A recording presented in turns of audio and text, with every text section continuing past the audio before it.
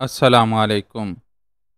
رب کا احسان ہے کہ اس نے ہمیں حفاظت سے یہاں تک پہنچا دیا، پر آگے کچھ سوچا ہے راؤ صاحب؟ آگے ہم کیا کریں گے؟ اس وقت وہ لوگ شہر میں موجود حامد راؤ کے 2 کمروں کے فلیٹ میں بیٹھے ہوئے تھے۔ یہ فلیٹ دوران تعلیم مقصود کے زیر استعمال رہا تھا۔ اب بھی اس کا یا حامد راؤ کا کسی کام سے شہر آنا ہوتا تو وہ وہیں قیام کرتے تھے۔ چنانچہ رات کے اندھیرے میں جب وہ لوگ ٹہلی والا سے اپنی جانیں بچا کر فرار ہوئے تو سیدھے یہیں کا رخ کیا۔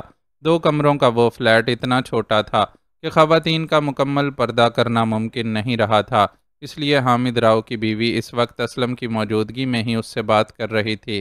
ویسے ان بیچاری خواتین کا پردہ تو اسی وقت ٹوٹ گیا تھا جب وہ ٹہلی والا سے افراتفری میں فرار ہو رہے تھے۔ وہ لمحات اتنے کٹھن تھے کہ کسی کو کچھ ہوش ہی نہیں رہا تھا۔ تو پھر بیچاری خوف زدہ خواتین پردے کا کیا خاک خیال رکھ پاتی؟ ہم کیا اور ہماری بساط کیا؟ جس رب نے جان بچانے کا احسان کیا ہے وہ آگے کے معاملات بھی خود ہی سنوار دے گا۔ حامد راؤ نے اپنی بیوی کو تسلی دی اور پھر مقصود کی طرف متوجہ ہو گیا۔ مقصود پتر، تھوڑی دیر میں باہر جا کر کھانے پینے کا سامان لے آنا، یہاں تو کچھ ہوگا نہیں، اور تمہیں معلوم ہے کہ تمہاری پھوپھی بھوک کی کتنی کچی ہے، نیند سے جاگے گی تو کھانے کے لیے شور مچا دے گی۔ حامد راؤ نے اپنی جیب سے رقم نکال کر مقصود کے حوالے کی۔ یہ تھوڑی سی رقم اتفاق سے ہی اس کی جیب میں پڑی رہ گئی تھی، ورنہ وہ لوگ جتنی افراتفری میں وہاں سے نکلے تھے کسی کو کچھ بھی ساتھ لینا یاد نہیں رہا تھا۔ اسے اندازہ تھا کہ مقصود کی جیبیں بھی خالی ہوں گی، اس لیے اسے رقم تھمائی تھی، اور مقصود نے لجاجت کے ساتھ جس طرح وہ رقم تھام لی تھی اس سے اس کے اندازے کی تصدیق بھی ہو گئی تھی۔ بہرحال یہ کوئی تشویشناک بات نہیں تھی۔ مقصود کسی وقت جا کر شفقت راؤ کے مینیجر سے مل لیتا تو یہ مسئلہ منٹوں میں حل ہو جاتا۔ وہ شفقت راؤ کا داماد تھا اور اپنے داماد کو اس نے اتنی حیثیت تو دے رکھی تھی کہ اس کے مطالبے پر مینیجر بھی چون و چرا مطلوبہ رقم اس کے حوالے کر دیتا۔ اگر رقم کا کوئی مسئلہ ہے تو میں بھی تھوڑی بہت رقم آپ کو دے سکتا ہوں۔ اسلم کی گہری نظروں نے بھی فوراً مقصود کی خالی جیب کا اندازہ لگا لیا تھا، اس لیے اس نے پیشکش کی۔ حامد راؤ کے گھر سے افراتفری میں فرار ہونے کے باوجود وہ بالکل بے سر و سامانی کا شکار اس لیے نہیں تھا کہ ڈیرے سے روانہ ہوتے وقت اس نے اپنے پاس موجود جمع پونجی ایک چرمی تھیلے میں رکھ کر اسے لباس کے نیچے جسم سے باندھ لیا تھا، اور وہ چرمی تھیلا مستقل اس کے ساتھ ساتھ ہی تھا۔ تھیلے میں خاصی معقول رقم موجود تھی۔ اگر اس نے مہبانوں کی حفاظت کے لیے اسے صرف اپنے لیے مخصوص کرنے کا مطالبہ کر کے سردار کو منہ مانگی رقم کی پیشکش نہ کی ہوتی تو اس وقت وہ اتنی بڑی رقم کا مالک ہوتا کہ شہر کے کسی بھی حصے میں گھر خرید کر وہاں مہبانوں کے ساتھ اپنی نئی زندگی کا آغاز کر سکتا تھا۔ بہرحال اب بھی وہ اس لائق تو تھا ہی کہ وقتی طور پر گزارا کرنے میں کوئی پریشانی نہیں تھی، اور اس نے اپنے محسن حامد راؤ کو بہت کھلے دل سے رقم کی پیشکش کی تھی۔ نہیں صاحبزادے، رقم کا کوئی مسئلہ نہیں ہے، کچھ رقم موجود ہے اور مزید بھی ضرورت کے مطابق منگوائی جا سکتی ہے۔ البتہ تمہاری پرخلوص پیشکش کے لیے میں دل سے تمہارا شکر گزار ہوں۔ حامد راؤ نے بڑے سبھاؤ سے اسے جواب دیا اور پھر اپنی بیوی کی طرف متوجہ ہوتے ہوئے اس سے بولے، بھلی لوگ، میرا خیال ہے کہ تم دونوں بھی تھوڑی دیر جا کر آرام کر لو۔ ناشتے پانی کا مقصود بازار سے انتظام کر دے گا، اس لیے اس طرف سے بے فکر رہنا۔ چنگی گل ہے راؤ صاحب۔ حامد راؤ کی سیدھی سادی فرما بردار بیوی نے اس کا اشارہ پا کر اٹھنے میں ذرا دیر نہ لگائی۔ مہبانوں کو بھی اس کی پیروی کرنی پڑی۔ انیلا اور اس کی ماں تو پہلے ہی دوسرے کمرے میں تھیں، چنانچہ ان دونوں کے جاتے ہی کمرے میں صرف مردانہ نفری ہی رہ گئی۔ اس پل اسلم نے محسوس کیا کہ حامد راؤ اسے کچھ جانچتی ہوئی نظروں سے گھور رہا ہے۔ وہ اس کی نظروں سے بے چینی سی محسوس کرنے لگا۔ یوں لگتا تھا کہ حامد راؤ اس سے کوئی خاص بات کرنے والا ہے، لیکن جب کئی منٹ گزر جانے کے بعد بھی وہ زبان سے کچھ نہ بولا تو اسلم کی بے چینی الفاظ کا روپ دھار گئی۔ کیا بات ہے راؤ صاحب؟ آپ میری طرف ایسی نظروں سے کیوں دیکھ رہے ہیں؟ کہیں مجھ سے آپ کی شان میں کوئی گستاخی تو نہیں ہو گئی؟ اس نے کچھ گھبراہٹ کے عالم میں سوال کیا۔ تم کون ہو؟ حامد راؤ نے اس کی بات کا جواب دینے کی بجائے نہایت سنجیدگی سے پوچھا۔ میں آپ کو اپنے بارے میں بتا تو چکا ہوں، اس نے گڑبڑا کر جواب دیا۔ لیکن مجھے شک ہے کہ تم نے مجھے اپنے بارے میں سچ نہیں بتایا۔ وہ بڑے نپے تلے انداز میں بولے۔ لیکن کیوں؟ میں نے ایسا کیا کیا ہے؟ اس نے پست آواز میں احتجاج کیا۔ دیکھو برخوردار، بات یہ ہے کہ بے شک میں ایک چھوٹے سے پنڈ کا رہنے والا عام سا آدمی ہوں، لیکن بہرحال میں نے یہ بال دھوپ میں سفید نہیں کیے ہیں۔ میں نے زندگی کو تم سے کہیں زیادہ برتا ہے، اس لیے میرا تجربہ بھی وسیع ہے، اور میرا تجربہ کہتا ہے کہ تم نے اپنے بارے میں ہمیں سب کچھ نہیں بتایا۔ تمہاری اصلیت اب تک پردے میں ہے۔ میں پھر پوچھوں گا کہ آپ کس بنیاد پر ایسا کہہ رہے ہیں؟ اندر ہی اندر لرزنے کے باوجود اس نے اپنا لہجہ ذرا مضبوط کر کے سوال اٹھایا۔ ٹہلی والا میں گزرنے والے آخری لمحات کی بنیاد پر ہتھیار میرے اور مقصود کے پاس بھی تھے، لیکن تم جس منظم انداز میں ہتھیار استعمال کر رہے تھے، اس سے صاف ظاہر تھا کہ تمہیں ان کھلونوں سے کھیلنے کا وسیع تجربہ ہے۔ پھر تم جس بے خوفی اور بے جگری کا مظاہرہ کرتے ہوئے ہمیں وہاں سے نکال لائے، وہ کسی عام شخص کے بس کی بات نہیں۔ ایسی مہارت دو ہی لوگوں کے حاصل ہوتی ہے، اول قانون کے محافظ، دوئم قانون کے دشمن۔ اب تم بتاؤ کہ تمہارا تعلق کس گروہ سے ہے؟ انہوں نے نپا تلا سا تجزیہ اس کے سامنے رکھا تو وہ کتنی ہی دیر تک کچھ بولنے کے قابل نہ ہو سکا۔ پھر نظریں جھکا کر دھیمی آواز میں پوچھا، آپ کا کیا اندازہ ہے؟ آپ مجھے کس گروہ کا آدمی سمجھتے ہیں؟ اس بار حامد راؤ کے لیے فوری طور پر جواب دینا ممکن نہیں رہا، اور وہ ذرا توقف سے گلا کھنکارتے ہوئے بولے، اگر سچ پوچھو تو عقل اور تجربہ دونوں یہی کہتے ہیں کہ جو راہ راست پر ہوتے ہیں اور قانون کے دائرے میں رہ کر کام کرتے ہیں، انہیں دوسروں سے اپنی پہچان چھپانے کی اتنی ضرورت نہیں ہوتی۔ وہ بہت فخر سے اپنی پہچان ظاہر کر سکتے ہیں، لیکن دوسری طرف میں تمہاری روشن پیشانی اور سلجھی ہوئی طبیعت کو دیکھتا ہوں تو دل تمہیں غلط ماننے پر راضی نہیں ہوتا۔ حالانکہ تم جن حالات میں مجھ تک پہنچے ہو وہ خاصے مشکوک تھے۔ حامد راؤ کا جواب سن کر وہ دھیرے سے مسکرا دیا۔ انہوں نے اس کے بارے میں جو تجزیہ پیش کیا تھا وہ بالکل درست تھا۔ وہ اس کے بارے میں بالکل جائز تذبذب کا شکار تھے۔ قسمت کی ستم ظریفی نے اسے ڈاکوؤں کے گروہ میں شامل کر دیا تھا، جہاں سے اس نے ہتھیاروں کا استعمال اور لڑنے بھڑنے کا ہنر سیکھا، لیکن تھا تو وہ شریف ماں باپ کی اولاد، جس نے پڑھ لکھ کر ملک کی خدمت کرنے کا خواب آنکھوں میں سجا رکھا تھا۔ حالات کی زد میں آ کر اس کا یہ خواب اتنی بری طرح بکھرا کہ وہ خود بکھر کر رہ گیا اور پیشانی پر ڈاکو ہونے کا داغ سجا بیٹھا۔ اگر تم مناسب نہیں سمجھتے یا ہمیں اپنے بارے میں نہیں بتانا چاہتے تو مت بتاؤ، لیکن جھوٹ بولنے سے گریز ہی کرنا۔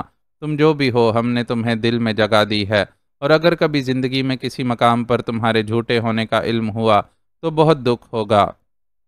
حامد راؤ نے یہ الفاظ کہہ کر اسے بالکل ہی بے بس کر دیا۔ اپنے ساتھ اتنا خلوص برتنے والے شخص سے کوئی جھوٹ بولنے کا سوچ کر وہ پہلے ہی تذبذب کا شکار تھا، اور اب تو ذرا بھی گنجائش نہیں رہی تھی۔ چنانچہ اپنی داستان حیات اختصار سے سناتا گیا۔ اس نے مہبانوں کے ڈیرے پر پہنچائے جانے سے متعلق بھی سب کچھ بتا ڈالا، اور اس کے لیے اپنی پسندیدگی بھی ظاہر کر دی۔ البتہ اس مقام پر اس نے حامد راؤ سے ایک جھوٹ بولنا ضروری سمجھا، اور وہ یہ کہ اس کی اور مہبانوں کی ڈیرے پر شادی کر دی گئی تھی۔ یہ جھوٹ اس نے صرف اس لیے بولا تھا کہ مہبانوں کی عزت پر کوئی حرف نہ آئے اور ان دونوں کے تعلق کے بارے میں کوئی غلط قیاس نہ کیا جائے۔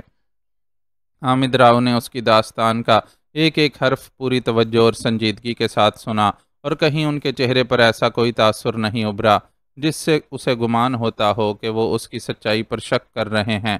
البتہ مقصود کی آنکھوں میں ایک جہان حیرت بھرا ہوا تھا۔ یقینی طور پر اس کے لیے اسلم کی داستان بہت دلچسپ اور حیرت ناک ثابت ہوئی تھی۔ تمہاری داستان بہت دل گداز ہے اسلم۔ ہمارے معاشرتی رسوم و رواج کی بدصورتی اور لوگوں کی بے حسی نے نہ جانے تم جیسے کتنے نوجوانوں کو برباد کیا ہے۔ تمہاری بہن کے سسرالیوں نے تمہاری حیثیت سے زیادہ جہیز مانگ کر جس کم ظرفی اور لالچ کا مظاہرہ کیا تھا، اس کی وجہ سے برائی کس حد تک پھیلی، شاید خود انہیں بھی اندازہ نہ ہو۔ ایک طرف اگر تم اور تمہارا گھرانہ برباد ہوا تو دوسری طرف وہ لوگ خود کون سا سکھ میں رہے۔ جوان بیٹے کے قتل نے ان کی کمر بھی تو توڑ ڈالی ہوگی، اور پھر ان متاثرین کا تو کوئی شمار ہی نہیں جو تمہارے ڈاکو بننے کے بعد تمہارے ہاتھوں لوٹے ہوں گے۔ لٹنے والوں کی بھی اپنی اپنی داستانیں ہوں گی۔ کہیں کسی کی بیٹی کی شادی کے لیے رکھا ہوا اسباب لٹ گیا ہوگا، تو کہیں کسی بیمار کے علاج کے لیے رکھی رقم۔ یہ بھی ہو سکتا ہے کہ تم نے کبھی ایسی کسی رقم پر ہاتھ ڈال دیا ہو جو کسی بے سہارا جوڑے نے اپنے بڑھاپے کے لیے سنبھال کر رکھی ہو، یا پھر کسی نوجوان کو اعلیٰ تعلیم کے لیے بھیجنے کے واسطے مختص ہو اور اس کے خواب بھی تمہاری طرح بکھر گئے ہوں۔ حامد راؤ کے الفاظ نے اسے گہری شرمندگی سے دوچار کر دیا۔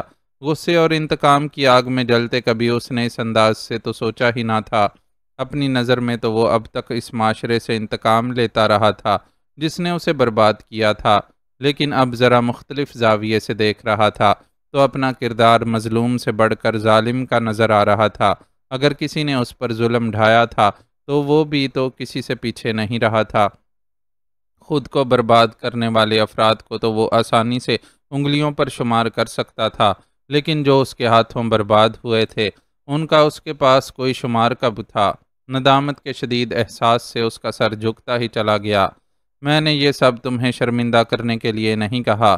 حامد راؤ اس کی کیفیت فوراً ہی بھانپ گئے۔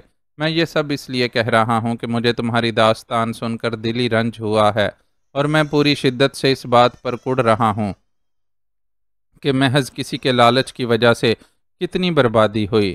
تم تو خود حالات کا شکار ایک ستم رسیدہ نوجوان ہو، میں تم پر طنز کرنے کا سوچ بھی نہیں سکتا، اور اب تو تم برائی کی اس دلدل سے نکل ہی آئے ہو۔ یہ تمہاری خوش قسمتی ہے کہ ایک برے ٹھکانے پر ہونے کے باوجود اللہ نے تم تک ایک ایسی عورت کو پہنچا دیا جو تمہارا ہاتھ تھام کر تمہیں اس جہنم سے نکال لائی، ورنہ عورت کے لالچ اور طمع کی بھی بڑی داستانیں بکھری ہوئی ہیں۔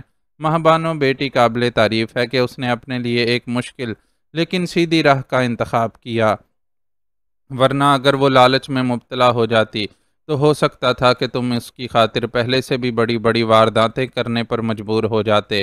حامد راؤ بہت سبھاؤ سے اسے احساس شرمندگی سے نکالنے لگے۔ شکریہ راؤ صاحب، میں نے اپنے بارے میں آپ کو اتنی تلخ سچائی سے شاید اسی لیے آگاہ کر دیا کہ آپ مجھے صاحب دل آدمی محسوس ہوئے تھے، ورنہ کوئی عام آدمی تو میرے ڈاکو ہونے کا سن کر ہی بدک جاتا۔ اس نے رقت آمیز لہجے میں حامد راؤ کا شکریہ ادا کیا۔ یہ بتاؤ کہ اب تمہارا کیا پروگرام ہے؟ اگر تم چاہو تو ہم تمہیں اپنے کاروبار میں شامل کر سکتے ہیں۔ ہمارے زراعت اور باغبانی سے متعلق کاروبار سے تو شاید تمہیں اتنی دلچسپی نہ ہو، لیکن شفقت کے دفتر میں تمہارے مطلب کا کوئی نہ کوئی کام نکل ہی آئے گا۔ میں تمہیں وہاں کھپا دوں گا تاکہ تم اپنی بیوی کے ساتھ باعزت زندگی گزار سکو۔ انہوں نے اس کی بات پر کوئی تبصرہ کیے بغیر اس سے اس کا پروگرام جاننا چاہا اور ساتھ ہی ایک پیشکش بھی کر دی۔ میں آپ کا بے حد ممنون ہوں راؤ صاحب کہ آپ نے مجھے اس قابل سمجھا۔ میں آپ کی اس پیشکش کو یاد رکھوں گا، لیکن فی الحال مجھے اپنی ماں سے ملنے گاؤں جانا ہے۔ میری خطاؤں کی وجہ سے وہ آج تک مجھ سے ناراض ہے۔ میں اسے منانے کی کوشش میں کبھی کامیاب نہیں ہو سکا، لیکن اب مجھے یقین ہے کہ وہ مجھ سے ناراض نہیں رہ سکے گی۔ ماہبانوں سے منا لے گی۔ اسلم کی آنکھوں میں ایک امید سی تھی۔ ٹھیک ہے، میں انتظار کروں گا، میری دعائیں تمہارے ساتھ رہیں گی۔ حامد راؤ نے جواب دیا تو اسلم کی آنکھیں جلملا اٹھیں۔ آج جانے کتنے برسوں بعد کسی کے لبوں سے اس نے اپنے لیے دعا سنی تھی۔ ماں کی ناراضی کے بعد تو وہ اس نعمت سے بھی محروم ہو گیا تھا۔ ہو سکتا تھا کہ ماں اب بھی اس کے لیے دعائیں کرتی ہو، لیکن وہ خود ان دعاؤں کو اپنے کانوں سے سن کر حاصل ہونے والی خوشی سے محروم ہو گیا تھا۔ شاید ماہبانوں کا اس کی زندگی میں چلے آنا اس کی ماں کی دعاؤں کا ہی ثمر ہو، ورنہ جرم کی راہ پر قدم رکھنے کے بعد تو اسے اپنا ایسا کوئی عمل یاد نہیں تھا جس کے صلے میں وہ اتنی بڑی نعمت کا حقدار ٹھہرتا۔ کیا سوچنے لگے اسلم بھائی؟ اس کی خاموشی کو محسوس کر کے اب تک گفتگو میں دخل نہ دینے والے مقصود نے آہستہ سے اس کے شانے پر ہاتھ رکھ کر پوچھا۔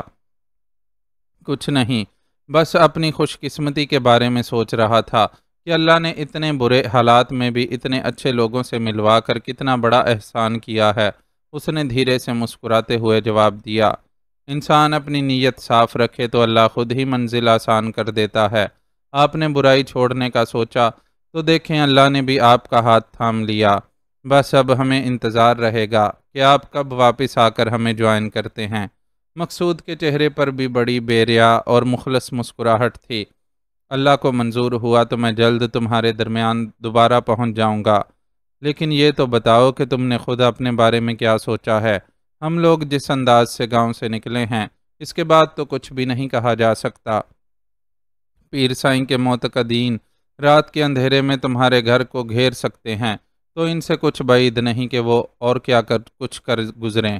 پہلے تو وہ پھر بھی شفقت راؤ صاحب سے نالاں تھے اور ان کی فیملی کو نقصان پہنچانا چاہتے تھے، لیکن اب تو تم لوگ بھی زیر عتاب ہو گئے۔ ہماری طرف سے چلائی گئی گولیوں نے نہ جانے ان کے کتنے آدمیوں کو زخمی یا ہلاک کیا ہوگا۔ انتقاماً وہ لوگ تمہارے گھر اور زمینوں کو بھی نشانہ بنا سکتے ہیں۔ پیر سائیں کی حقیقت کچھ بھی ہو، لیکن یہ طے ہے کہ گاؤں میں اس شخص کے بہت سے عقیدت مند موجود ہیں۔ اس کی سب سے بڑی مثال تمہاری گھریلو ملازمہ ہے۔ پہلے میں فوری طور پر اس عورت کا کردار سمجھ نہیں سکا تھا، لیکن بعد کے حالات سے ثابت ہو گیا کہ اس عورت نے ہم لوگوں کے درمیان ہونے والی گفتگو سن لی تھی، اس لیے بیماری کا بہانہ کر کے چھٹی لے کر چلی گئی۔ اس کی زبان سے یہ جان کر کے خانقاہ کو آگ لگانے میں شفقت راؤ ملوث تھا، پیر سائیں کے معتقدین مشتعل ہو گئے ہوں گے، اسی لیے انہوں نے رات کی تاریکی میں تمہارے گھر پر حملہ کر دیا۔ اگر انہیں اس حملے کا بھرپور جواب نہ ملتا تو وہ اپنے مذموم مقاصد میں کامیاب بھی ہو سکتے تھے۔ وہ تو اللہ کا شکر ہے کہ ہم سب محفوظ رہے، لیکن بات پھر وہیں آ جاتی ہے کہ اب ٹہلی والا میں حالات تمہارے لیے بہت مخدوش ہیں۔ ایسے حالات میں تم کیا کرو گے اور کس طرح اپنا کام جاری رکھو گے؟ میرا جہاں تک خیال ہے اب تک تو وہ قانون کو بھی تمہارے خلاف متحرک کر چکے ہوں گے۔ ویسے بھی تم لوگوں نے مجھے بتایا تھا کہ علاقے کا تھانے دار خود پیر سائیں کا معتقد ہے۔ اس نے راؤ خاندان کو درپیش خطرات ان لوگوں کے سامنے رکھ دیے۔ ان سب باتوں کا تو ہمیں بھی اندازہ ہے، مقصود کے بجائے حامد راؤ نے گلا کھنکارتے ہوئے جواب دیا۔ وقتی طور پر تو میں نے سوچ لیا ہے کہ اپنے بیان میں ہم یہ موقف اختیار کریں گے کہ رات گئے مسلح افراد کو اپنے گھر کو گھیرے میں لیے دیکھ کر ہمیں یہ گمان گزرا کہ ڈاکوؤں نے حملہ کر دیا ہے۔ چنانچہ ہم نے بھی جوابی کارروائی کر ڈالی اور بڑی مشکل سے اپنی جان بچا کر نکلنے میں کامیاب ہوئے۔ رہی مشتعل افراد کے ہماری املاک کو نقصان پہنچانے کی بات، تو اس معاملے کو میں اتنی اہمیت نہیں دیتا۔ میں نصیب پر یقین رکھنے والا آدمی ہوں اور میرا ایمان ہے کہ جو شے میری ہے وہ ہر حال میں مجھے ملنی ہے، اور جو اللہ مجھے نہیں دینا چاہتا وہ میں اپنا پورا زور لگا کر بھی حاصل نہیں کر سکتا۔ آپ کی سوچ بہت اچھی ہے۔ میں دعا کروں گا کہ جب میں اپنی ماں سے مل کر واپس آؤں تو حالات اس نہج پر ہوں کہ میں آپ لوگوں کے ساتھ کام کر سکوں۔ آپ کے ہاں ملازمت کرنے کو میں اپنی خوش نصیبی سمجھوں گا۔ وہ حامد راؤ سے بے حد متاثر ہو چکا تھا، چنانچہ پورے دل سے بولا، آگے کیا ہونے والا ہے یہ فیصلہ تو بہرحال اس تقدیر سے ہی ہونا تھا جس کا حال اللہ کے سوا کوئی نہیں جانتا۔ البتہ اللہ کو ماننے والے اپنے حصے کی جدوجہد کرنے کے بعد اس پر شکر اور صبر سے کام لیتے ہیں کہ اسی میں حقیقی کامیابی کا راز پوشیدہ ہے۔ مشابرم خان ایک بار پھر ٹہلی والا میں تھا۔ شہریار نے اسے پیر سائیں کے متعلق مزید تفتیش کرنے کی ذمہ داری سونپی تھی، چنانچہ اس نے تاخیر مناسب نہیں سمجھی اور دوبارہ وہاں چلا آیا۔ پہلے اس کا ارادہ تھا کہ پیر سائیں سے ملاقات کا بہانہ کر کے ایک بار پھر اس کے اس مرید سے ملنے پہنچ جائے جس نے پہلی بار ٹہلی والا آنے پر اس کی میزبانی کی تھی، لیکن پھر خود ہی اپنا ارادہ بدل ڈالا۔ پچھلی بار ہی اسے یہ اندازہ ہو گیا تھا کہ اس کا میزبان پیر سائیں کا اندھا معتقد ہے۔ اس شخص سے اسے پیر سائیں کے متعلق جو بھی معلومات حاصل ہوتیں وہ اتنی قابل اعتماد اس لیے نہیں ہو سکتی تھیں کہ عقیدت مند سچ بیانی سے زیادہ اپنے اعتقاد سے کام لیتا۔ چنانچہ اس نے فیصلہ کیا کہ کسی ایسے شخص کو تلاش کرنے کی کوشش کرے گا جو اسے درست معلومات فراہم کر سکے۔ اس چکر میں وہ ٹہلی والا میں ادھر ادھر گھومتا پھر رہا تھا۔ خانقاہ کے سامنے سے گزرتے ہوئے اس نے دیکھ لیا تھا کہ وہاں تعمیر نو کا کام بڑی سرعت سے جاری تھا، لیکن اس نے وہاں رکنا مناسب نہیں سمجھا اور بغیر رکے سیدھا آگے بڑھتا چلا گیا۔ ٹہلی والا بھی دیگر دیہاتوں کی طرح ایک عام سا پنڈ تھا جہاں کچے اور نیم پختہ مکانوں کی اکثریت تھی۔ پختہ مکان بس چند ہی تھے جو یقیناً پنڈ کے صاحب ثروت لوگوں کی ملکیت تھے۔ ان میں سے ایک مکان چودھری شریف کا بھی تھا جہاں اس نے پچھلی بار قیام کیا تھا اور جہاں پیر سائیں نے بھی آج کل اپنا ٹھکانہ بنا رکھا تھا۔ اس نے جان بوجھ کر اس طرف کا رخ نہیں کیا کہ مبادہ مکان کے سامنے سے گزرتے ہوئے کسی ایسے شخص سے ٹکراؤ ہو جائے جو اس کا صورت آشنا ہو اور پچھلی بار اس کے وہاں قیام سے آگاہی رکھتا ہو۔ چودھری شریف کے مکان کی طرف جانے والے راستوں سے مختلف سمتوں میں چلتا ہوا وہ ایک مقام پر پہنچ کر ٹھٹک گیا۔ وہ ایک پختہ مکان تھا جسے بری طرح آتش زنی کا نشانہ بنایا گیا تھا۔ مکان کی حالت دیکھ کر ہی اس بات کا اندازہ ہو رہا تھا کہ وہاں باقاعدہ منصوبہ بندی کے ساتھ آگ لگائی گئی تھی۔ مکان کی تعمیر میں استعمال ہونے والی لکڑی کا سرے سے نام و نشان ہی نہیں رہا تھا، اور وہاں بغیر کھڑکیوں دروازوں کا بس ایک ڈھانچہ سا کھڑا رہ گیا تھا۔ عمارت کے اتنے برے انجام کو دیکھ کر اس بات کا تو تصور ہی نہیں کیا جا سکتا تھا کہ روزمرہ استعمال ہونے والے ساز و سامان میں سے کوئی شے سلامت رہی ہو۔ اگر اتفاق سے کچھ باقی بھی رہ گیا ہوگا تو کسی بھی موقع پرست کے ہاتھ لگ گیا ہوگا۔ اسے مکان کی حالت دیکھ کر یہ اندازہ لگانے میں زیادہ دشواری نہیں ہوئی کہ مکان حامد راؤ نامی اس شخص کی ملکیت ہے جو خانقاہ کو آگ لگانے والے شخص شفقت راؤ کا کزن اور سمدی ہونے کے ناطے ماتوب ٹھہرا تھا۔ اسی مکان میں بانو اور اسلم کی موجودگی کی بھی اطلاع تھی۔ اب وہ دونوں اپنے میزبانوں سمیت جانے کہاں تھے، لیکن اسے اس تباہ شدہ مکان کو دیکھ کر دلی افسوس ہو رہا تھا۔ حالات و واقعات بے شک مختلف تھے، لیکن اس گھر کو دیکھ کر اسے اپنے گھر کا اجڑنا یاد آ گیا تھا۔ کئی مہینوں بعد صحیح، مگر وہ کبھی کبھی اپنے اس چھوٹے سے گھر جایا کرتا تھا جہاں اس کی ماں اور چھوٹا بھائی اکرم خان رہتے تھے۔ اکرم خان اس کی خاطر ماہ بانو کی حفاظت کا فریضہ انجام دیتے ہوئے اپنی جان سے چلا گیا، جبکہ ماں کو جوان بیٹے کی موت کا صدمہ ڈھا گیا۔ وہ آج بھی نیم مردہ حالت میں اسلام آباد کے ایک ہسپتال میں داخل تھی، اور وہ دل میں ان لوگوں کے لیے انتقام کی آگ لیے پھر رہا تھا جن کی وجہ سے اس کا گھر برباد ہوا تھا۔ اب ٹاہلی والا میں ایک بار پھر اس نے ایسی صورتحال دیکھی تھی کہ ایک نام نہاد پیر کے عقیدت مندوں نے اپنے ہی پنڈ کے رہائشی ایک عزت دار گھرانے کو بے گھر کر کے فرار ہونے پر مجبور کر دیا۔ حامد راؤ کے جلے ہوئے گھر کے سامنے سے وہ بڑی بجھی کیفیت میں آگے بڑھا اور بے خیالی میں آگے بڑھتا ہی چلا گیا۔ چلتے چلتے وہ مکانوں کی حدود سے نکل کر کھلے علاقے میں پہنچ گیا۔ یہاں دور دور تک کھیت پھیلے ہوئے تھے۔ ان ہرے بھرے کھیتوں میں ہی اس نے کافی بڑے بڑے قطع اراضی کو اسی حال میں دیکھا جس حال میں وہ ابھی حامد راؤ کا گھر دیکھ کر آ رہا تھا۔ دوسرے کھیتوں کی طرح یقیناً یہاں بھی کھڑی فصلیں موجود ہوں گی، لیکن اب تو بس راکھ کا ڈھیر ہی رہ گیا تھا۔ وہ پہلے سے بھی زیادہ صدمے میں مبتلا ہو گیا۔ وہ جانتا تھا کہ زمین کے سینے کو چیر کر اس میں سے ننھی کونپل نکلنے اور پھر اس کونپل کے پنپنے تک کے مراحل اتنی آسانی سے طے نہیں ہوتے۔ کسان اپنا خون پسینہ ایک کرتا ہے، تب کہیں جا کر زمین وہ رزق دیتی ہے جو انسانوں کے پیٹ کا دوزخ بھر سکے۔ فصل کے تیار ہونے تک اپنے دن رات ایک کر دینے والا انسان اپنے بہت سے خواب اور امیدیں بھی ساتھ ساتھ ہی پروان چڑھاتا ہے۔ اگر حامد راؤ کا گھر تباہ ہوا تھا تو یہ صرف اس کا ذاتی نقصان تھا۔ صاحب حیثیت آدمی اس طرح کے نقصانات کو بعد میں کسی نہ کسی طرح پورا کر ہی لیتا ہے، لیکن کھڑی فصلیں جلائے جانے کا مطلب تھا کہ وہ غریب مزارع بھی متاثر ہوئے ہوں گے جن کی روزی روٹی ان کھیتوں سے وابستہ ہوگی۔ اسے اندازہ تھا کہ حامد راؤ اپنے خاندان کے ساتھ جہاں کہیں بھی ہوگا کم از کم فاقہ کشی پر مجبور نہیں ہوگا، لیکن اس کے کھیتوں پر کام کرنے والے کسانوں کے گھر تو جلد یا بدیر یہی نوبت آنے والی تھی۔ اور یہ تو ممکن ہی نہیں تھا کہ پیر سائیں کی عقیدت کا دم بھرنے والے وہ مشتعل افراد جنہوں نے یہ کارنامہ انجام دیا تھا اپنے عمل کی تلافی کرتے ہوئے ان غریبوں کی کفالت کا ذمہ اٹھاتے۔ اس صورتحال پر اس کا دل بے حد بوجھل ہو گیا، اور اس بوجھل دل کے ساتھ وہ واپس پلٹنے ہی لگا تھا کہ نظر ایک بوڑھے پر پڑی۔ پھٹی ہوئی بنیان اور میلی دھوتی پہنے وہ بوڑھا دونوں ہاتھ سر پر رکھے جلے ہوئے کھیت کے درمیان اکڑوں بیٹھا ہوا تھا۔ بوڑھے سے اس کا فاصلہ اچھا خاصا تھا، اس کے باوجود وہ اس کے چہرے پر لکھی حسرت و یاس کی تحریر پڑھ سکتا تھا۔ اس کے قدم بے ساختہ ہی اس بوڑھے کی طرف اٹھ گئے۔ بوڑھا اس کی آمد سے بے خبر جلے ہوئے کھیت کے منظر میں اس طرح گم تھا کہ اسے ارد گرد کا کوئی ہوش ہی نہیں تھا۔ البتہ قریب جانے پر مشابرم خان کو وہ آنسو بھی نظر آ گئے تھے جو بوڑھے کی میل زدہ آنکھوں سے نکل کر بہتے ہوئے اس کی کھچڑی داڑھی میں گم ہوتے جا رہے تھے۔ الجھے ہوئے بالوں والی وہ داڑھی گواہ تھی کہ اس بیچارے نے اپنے شب و روز پسینہ بہاتے ہوئے اتنی مصروفیت میں گزارے تھے کہ اسے اپنے وجود کی صفائی ستھرائی کی بھی مہلت نہ مل پاتی ہوگی۔ وہ بنا کوئی سوال کیے بھی بوڑھے کا کھیت سے تعلق سمجھ رہا تھا، چنانچہ دل میں اس کے لیے گہری ہمدردی محسوس کرتے ہوئے اپنا دایاں ہاتھ اس کے شانے پر رکھ کر آہستہ سے دبایا۔ بوڑھے کے وجود میں پہلی بار جنبش پیدا ہوئی اور اس نے سر اٹھا کر اس کی طرف دیکھا، البتہ لب اب بھی خاموش ہی تھے۔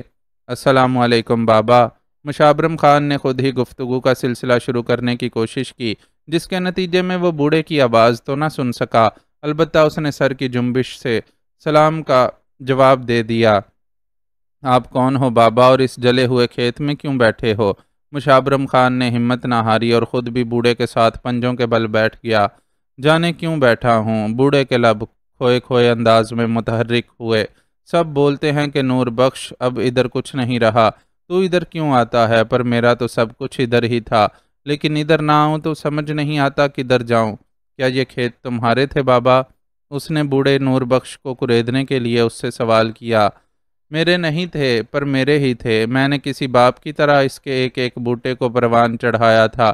ادھر سے مجھے اپنی روزی ملنی تھی۔ یہ فصل کٹ کر منڈی میں بکتی تو مالک مجھے میری دھی کے بیاہ کے لیے روپے دیتا۔ مالک نے مجھ سے وعدہ کیا تھا، اور وہ وعدے کا بڑا پکا سچا آدمی ہے، پر ظالموں نے تو مالک کو اس کے کنبے کے ساتھ یہاں سے بھگا ڈالا۔ اب میں کس کے سامنے جا کر ہاتھ پھیلاؤں کہ مجھے میری دھی کے بیاہ کے لیے روپے دو، اور باقی 6 اور جانیں جو گھر میں بیٹھی ہیں ان کے پیٹ بھرنے کا بندوبست کرو۔ کوئی سننے والا ہے ہی نہیں، بس اس لیے یہاں سینہ کوٹنے کے لیے آ جاتا ہوں۔ اس جلے ہوئے کھیت کو دیکھ کر مجھے ایسا لگتا ہے جیسے میرے سامنے میرے جوان بیٹے کا لاشا پڑا ہو۔ نور بخش بہت اور بھی زیادہ شدت سے رونے لگا۔ دبلے پتلے نور بخش کا جسم ہچکیوں کے زور سے بری طرح ہل رہا تھا۔ قریب سے اسے دیکھتے مشابرم خان کو اندازہ ہو رہا تھا کہ در حقیقت وہ اتنا بوڑھا نہیں جتنا دور سے دکھائی دے رہا تھا۔ یقیناً غم و الم کی شدت نے اس کے حلیے پر وہ بد اثرات مرتب کیے تھے جن کی وجہ سے وہ بہت زیادہ عمر رسیدہ محسوس ہو رہا تھا۔ تمہارے مالک کے کھیت کیوں جلائے گئے؟ کیا وہ کوئی برا آدمی تھا اور اس کی کسی سے دشمنی تھی؟ وہ ایسے رخ سے سوالات کر رہا تھا کہ بوڑھا خود ہی حقیقت اگلتا جائے۔ اس کی یہ حکمت عملی کامیاب رہی اور وہ بلبلا کر بولا، نہ تو میرا مالک برا تھا اور نہ ہی اس کی کسی سے دشمنی تھی۔ وہ بیچارہ تو بس رشتہ داری اور دوستی یاری کے چکر میں زد میں آ گیا۔ جو کچھ کیا تھا اس کے سمدھی نے کیا تھا، لیکن پاگل لوگ اس بیچارے کے گھر پر چڑھ دوڑے اور اب الٹی سیدھی کہانیاں بنا کر اسے بھی مجرم ثابت کرنے کی کوشش کر رہے ہیں۔ ارے کہیں تم حامد راؤ کی تو بات نہیں کر رہے؟ مشابرم خان نے چونکنے کی اداکاری کی۔ میں نے سنا ہے کہ حامد راؤ کے چاچا زاد بھائی اور سمدھی شفقت راؤ نے خانقاہ میں آگ لگا دی تھی، اور حامد راؤ نے اس کے گھر کی عورتوں کو اپنے گھر میں پناہ دے رکھی تھی، اس لیے گاؤں والوں نے غصے میں اس کے گھر پر حملہ کر دیا۔ عورتوں کو پناہ دی تھی تو کوئی جرم تو نہیں کیا تھا، وہ عورتیں اس کی بھی عزت تھیں۔ اگر کسی کو شفقت راؤ سے شکایت تھی تو جا کر اسے پکڑتا۔ بے گناہوں کے پیچھے سب ہاتھ دھو کر کیوں پڑ گئے؟ اور سچ پوچھو تو مجھے یقین بھی نہیں ہے کہ شفقت راؤ پر لگا الزام سچا ہے۔ وہ خود وڈا چنگا آدمی ہے۔ وہ 2 برس پہلے میرا پتر بیمار پڑ گیا تھا، اس نے اپنے خرچ پر شہر سے اس کا علاج کروایا تھا۔ وہ نیک آدمی بیچارہ تو خود بڑا دکھی تھا۔ جوان پتر کی موت نے اس کا حال تباہ کر دیا تھا۔ معلوم نہیں صدمے سے اس کا دماغ الٹ گیا تھا یا کچھ اور ہی چکر تھا۔ تھوڑی اڑتی پڑتی میرے کانوں میں ایسی گل پڑی تو ہے جس کو سن کر لگتا ہے کہ خانقاہ میں کچھ گڑبڑ ہے۔ نور بخش روانی میں بولنا شروع ہوا تو بولتا ہی چلا گیا۔ شاید غم و غصے کی شدت نے اس کو اتنی بری طرح متاثر کر رکھا تھا کہ وہ مشابرم خان کے اجنبی ہونے کے باوجود بھی تسلسل سے اس کے سامنے دل کی بھڑاس نکالتا جا رہا تھا۔ کیا چکر تھا خانقاہ میں؟ نور بخش سے ہونے والی گفتگو اتنے اہم موڑ پر آ گئی تھی کہ اسے اپنے آپ پر قابو رکھنا آسان نہیں رہا، اور وہ یکدم ہی بےتابی سے پوچھ بیٹھا، اوئے تم کون ہو اور مجھ سے یہ سب کچھ کیوں پوچھ رہے ہو؟ اس کی بد احتیاطی نے آخر گڑبڑ کر ہی دی، اور بڑی آسانی سے سب کچھ بتاتا نور بخش چونک کر اس سے پوچھنے لگا، میں تمہارا ہمدرد ہوں۔ مشابرم خان سٹ پٹا گیا۔ ہمدرد؟ کدھر سے آئے ہو؟ بوڑھا پوری طرح بدکا ہوا تھا۔ میری بات آرام سے سنو نور بخش بابا، میں حامد راؤ صاحب کے ہمدردوں میں سے ہوں، اور یہ معلوم کرنے کی کوشش کر رہا ہوں کہ اصل میں یہاں کیا ہوا تھا۔ ہمیں خود بھی یہی شک ہے کہ خانقاہ میں کوئی غلط کام ہو رہا تھا جس کی وجہ سے شفقت راؤ نے وہاں آگ لگا دی، ورنہ اس کے بارے میں ہمارے پاس بھی یہی رپورٹ ہے کہ وہ بڑا اچھا آدمی ہے۔ مشابرم خان نے فوراً ہی خود کو سنبھال لیا اور نور بخش کے شانوں پر اپنے دونوں ہاتھوں کا دباؤ ڈال کر بہت طریقے سے رام کرنے کی کوشش کرنے لگا۔ تم پولیس والے تو نہیں ہو؟ بوڑھے نے اسے گھورا، پھر دونوں ہاتھ جوڑ کر بولا، ہمیں معافی دے دو صاحب، ہم بہت غریب آدمی ہیں، پہلے ہی ہمارا بہت کچھ برباد ہو چکا ہے، اب پولیس کو گواہی اور بیان دینے کے چکر میں پڑیں گے تو بالکل ہی برباد ہو جائیں گے۔ جو پاگل لوگ ہمارے مالک جیسے بڑے آدمی کا یہ حال کر سکتے ہیں کہ اس کا مکان اور کھیت جلا دیں، وہ ہماری تو تکہ بوٹی کر دیں گے۔ مالک تو یہاں سے نکل کر کہیں نہ کہیں پھر بھی آرام سے ہی رہ لے گا، پر ہم اس پنڈ سے نکل کر کدھر جائیں گے؟ ہمیں تو مرنے کے لیے بھی یہاں کے سوا کہیں زمین نہیں ملے گی۔ وہ کافی خوف زدہ لگ رہا تھا۔ تم اس بات کی فکر نہ کرو کہ تمہیں کہیں گواہی یا بیان کے لیے بلایا جائے گا۔ تم مجھے جو کچھ بتاؤ گے وہ بس میرے اور تمہارے درمیان رہے گا، میں کسی کو بھی یہ نہیں بتاؤں گا کہ تم نے مجھے کچھ بتایا ہے۔ مشابرم خان اسے یقین دہانی کروانے لگا، لیکن اس کے لب خاموش ہی رہے اور وہ ایک جھٹکے سے اس کے ہاتھ اپنے شانوں سے ہٹا کر کھڑا ہونے کی کوشش کرنے لگا، لیکن مشابرم خان نے اسے اس کی کوشش میں کامیاب نہیں ہونے دیا اور مضبوطی سے اس کا بازو تھام لیا۔ ہمیں معافی دے دو صاحب اور ادھر سے جانے دو، وہ گڑ گڑایا۔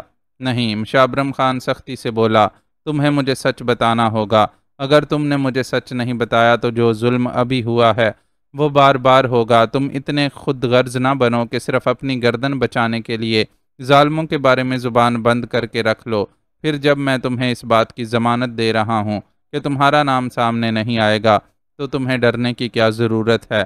نور بخش کے بازو پر اس کی گرفت اتنی سخت تھی کہ انگلیاں اس کی ہڈیوں میں گھسی جا رہی تھیں۔ نور بخش بے بس سا ہو کر دوبارہ وہاں بیٹھ گیا۔ مجھے زیادہ کچھ معلوم نہیں ہے، بس میرے وڈے پتر نے اناپ شناپ کچھ تھوڑا سا بتایا تھا۔ اب جانے کون سے بچے نے صحیح بھی کون جانے کے بچے نے صحیح بھی کہا تھا یا نہیں، وہ گویا اب بھی تذبذب کا شکار تھا۔ تمہیں جو اور جتنا معلوم ہے مجھے بتا دو، باقی سچ جھوٹ معلوم کرنا میرا اپنا کام ہے۔ مشابرم خان نے اپنے لہجے کی سختی کو برقرار رکھا۔ نور بخش اسے پولیس کا آدمی سمجھ رہا تھا تو اس نے اس کے اندازے کی تردید کرنے کی کوشش نہیں کی تھی، بلکہ کچھ پولیس والوں جیسا ہی انداز اختیار کر کے اس کے حلق سے سچ اگلوانے کی کوشش میں تھا۔ میرے پتر اور شفقت راؤ کے پتر صداقت میں تھوڑی دوستی تھی۔ شروع میں دونوں ادھر ہی اسکول میں پڑھتے تھے، بعد میں شفقت راؤ نے صداقت کو پڑھنے کے لیے شہر بھجوا دیا تو دونوں کا ملنا جلنا کم ہو گیا، پر صداقت وڈا بیبا بچہ تھا۔ جب کبھی چھٹیوں میں پنڈ آتا تھا تو میرے پتر سے ضرور ملتا تھا، مجھ سے بھی دعا سلام ضرور کرتا تھا، لیکن آخری بار وہ پنڈ آیا تو کسی سے ملا جلا ہی نہیں۔ پھر سنا کہ اس پر کسی آسیب کا سایہ ہو گیا ہے اور خانقاہ میں پیر سائیں اس کا علاج کر رہے ہیں۔ یہ بھی معلوم ہوا کہ پیر سائیں کے علاج سے اسے فائدہ ہوا ہے اور اس کا آسیب چلا گیا ہے۔ انہی دنوں میرے پتر کو پنڈ سے ذرا پرے ادھر ملا جہاں سے آگے پہاڑ شروع ہو رہے تھے۔ میرا پتر اصل میں صداقت کا پیچھا کرتا ہوا ادھر گیا تھا۔ اس نے ادھر دیکھا کہ صداقت جیب سے کوئی پڑیا نکال کر اسے سگریٹ میں بھر کر پی رہا تھا۔ اسے بڑی حیرت ہوئی کہ صداقت جیسا پڑھنے لکھنے والا منڈا سگریٹ کب سے پینے لگا۔ وہ تو کبھی شوق میں بھی پان چھالیا کھانا پسند نہیں کرتا تھا۔ اس نے صداقت کو پکڑ لیا اور سگریٹ کے بارے میں پوچھا۔ اس کے پوچھنے پر صداقت ہنسنے لگا اور بولا کہ یہ جادو کی پڑیا مجھے پیر سائیں نے دی ہے اور یہ سگریٹ میں ڈال کر پینے سے ہی اپنا اصل اثر دکھاتی ہے، اس لیے میں مجبوراً سگریٹ پی رہا ہوں۔ میرے پتر نے اس سے پڑیا کے بارے میں بہت سوال کیے، لیکن اس نے کچھ نہیں بتایا، بلکہ اپنی دوستی کا واسطہ دے کر کہا کہ یہ گل کسی کو نہیں بتانا اور یاد رکھنا کہ میرا اسیب اسی پڑیا سے قابو میں رہتا ہے۔ میرے پتر نے وعدہ کر لیا، پر جب صداقت کے مرنے کی خبر ملی تو وہ چپ نہیں رہ سکا اور میرے سامنے سارا قصہ بیان کر دیا۔ اس نے شک ظاہر کیا کہ صداقت نشہ کرنے لگا تھا، پر میں نے اس کی زبان سختی سے بند کر دی اور یہی حکم دیا کہ کسی کو کچھ نہ بتائے، کیونکہ مجھے معلوم تھا کہ اگر اس نے کسی ایسی ویسی گل کے ساتھ پیر سائیں کا نام لیا تو پیر سائیں کے مرید اسے زندہ نہیں چھوڑیں گے۔ وہ سارے ہی وڈے جنونی ہیں۔ ایک واری پنڈ کے ایک لڑکے نے مذاق میں دوستوں میں بیٹھ کر پیر سائیں کو جعلی پیر کہہ دیا تھا، تو بعد میں اس کے مریدوں نے لڑکے کی زبان گدی سے کھینچ لی تھی۔ میرے پتر کو بھی وہ واقعہ یاد تھا، اس لیے میرے منع کرنے پر اس نے اپنی زبان بند کر لی، پر مجھے لگتا ہے کہ شفقت راؤ کو بھی کسی نہ کسی طرح اس معاملے کی خبر ہو گئی تھی، اس لیے اس نے خانقاہ کو آگ لگا دی۔ پھر اس کے بعد جو ہوا وہ تو آپ کو بھی معلوم ہے۔ مشابرم خان نے ایک زوردار ہنکارہ بھرا وہ جس سرے کی تلاش میں یہاں تک آیا تھا وہ اسے مل گیا تھا، اور آخرکار شہریار کے شک کے مطابق پیر سائیں کی شخصیت کے بارے میں ایک اہم انکشاف ہو ہی گیا تھا۔ تم نے کہا تھا کہ حامد راؤ کے گھر کو آگ لگانے کے بعد اب اس کے بارے میں غلط سلط کہانیاں بنائی جا رہی ہیں۔ وہ کہانیاں کیا ہیں؟ پیر سائیں کے چاہنے والے اصل معاملے کو چھپانے کے چکر میں ہیں۔ انہوں نے شفقت راؤ کا ذکر ہی کہانی سے نکال دیا ہے، اور کہانی یہ بنائی ہے کہ حامد راؤ نے اپنے گھر میں ڈاکوؤں کو چھپا رکھا تھا۔ پنڈ والوں کو معلوم ہوا تو انہوں نے حامد راؤ کا گھر گھیر لیا اور اس سے ڈاکوؤں کو باہر نکالنے کا مطالبہ کیا، پر حامد راؤ نے یہ گل ماننے کی بجائے نہتے لوگوں پر فائرنگ کروا دی۔ بندے مرے اور زخمی ہوئے تو غصے میں لوگوں نے اس کے گھر اور کھیتوں کو آگ لگا دی۔ اب پولیس رپٹ میں حامد راؤ اور اس کے گھر والے ڈاکوؤں کے ساتھی اور قاتل بن گئے ہیں، پر میں جانتا ہوں کہ میرا مالک حامد راؤ ایسا بندہ ہی نہیں ہے کہ اس کے ڈاکوؤں سے تعلقات ہوں۔ یہ ساری چکر بازی پیر سائیں اور اس کے مریدوں کی ہے۔ نور بخش نے بے لاگ تبصرہ کرتے ہوئے اپنا سر اوپر اٹھایا تو اس کی آنکھوں میں خوف کی پرچھائیاں سی لہرا گئیں۔ اس کی کیفیت کو محسوس کر کے مشابرم خان نے تیزی سے پیچھے پلٹنے کی کوشش کی، لیکن اس کوشش میں کامیاب ہونے سے قبل ہی اس کے سر پر قیامت ٹوٹ پڑی اور اس کا ذہن تیزی سے تاریکی کے اندھیروں میں ڈوبنے لگا۔ مکمل بے ہوشی طاری ہونے سے قبل اس کے کانوں نے جو آخری آواز سنی وہ گولی چلنے کے دھماکے کی تھی۔ ایک بار اور سوچ لو مہبانو، میرے خیال میں تو تمہارا اکیلے وہاں جانا ٹھیک نہیں ہے، نہ ہی میں اپنی بچت کے لیے تمہیں خطرے میں ڈالتے ہوئے خود کو مطمئن محسوس کر رہا ہوں۔ اگر تم اپنی ضد چھوڑ دو تو ہم دونوں ایک ساتھ ہی چلتے ہیں، وہاں جو بھی اور جیسے بھی حالات پیش آئیں گے ہم مل کر ان کا سامنا کر لیں گے۔ کم از کم ایک دوسرے کے حالات کی طرف سے بے خبری تو نہیں ہوگی۔ ابھی تم اکیلی وہاں جاؤ گی تو میں یہاں بیٹھا پریشان ہی ہوتا رہوں گا کہ نہ جانے تمہارے ساتھ وہاں کیا پیش آ رہا ہوگا۔ سر سے پیر تک چادر اوڑے مہبانو باہر نکلنے کے لیے بالکل تیار تھی، جب کمرے میں بے چینی سے ادھر ادھر ٹہلتا ہوا اسلم اس کے مقابل آ کھڑا ہوا اور لجاجت سے بولا۔ وہ دونوں حامد راؤ اور اس کے اہل خانہ سے رخصت ہو کر آج ہی جیکب آباد پہنچے تھے اور ایک چھوٹے سے ہوٹل میں کمرہ کرائے پر لے لیا تھا۔ یہاں سے انہیں دوپہر کے کھانے کے بعد اسلم کے گاؤں روانہ ہونا تھا، لیکن کھانے سے قبل ہی مہبانوں نے تجویز پیش کی کہ وہ اکیلی اسلم کے گاؤں جا کر اس کی ماں کو منانے کا فریضہ انجام دینا چاہتی ہے۔ اس کا استدلال تھا کہ گاؤں میں اسلم کے لیے خطرات تھے، اس لیے اس کا وہاں نہ جانا ہی مناسب تھا۔